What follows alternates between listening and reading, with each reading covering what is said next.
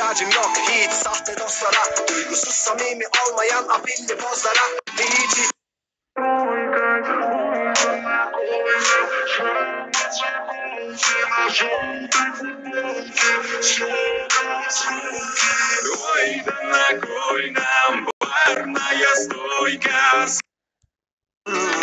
Takılınca bana bir de oturunca yanıma sen ölmem inşallah. Heyecandan dökmem inşallah.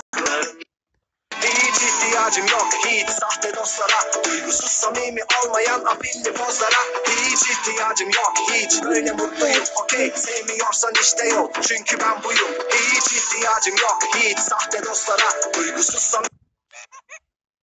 Hadi girelim. İmkanı yok, giremiyoruz. Evet, olmuyor. Giremiyoruz. Giremiyor. Evet. Ben girer gibiyim Şaban. Arkadaşlar böyle daha çok TikTok videoların gelmesini istiyorsanız arkadaşlar kanalıma abone olmayı unutmayın arkadaşlar. Girdik. Ay,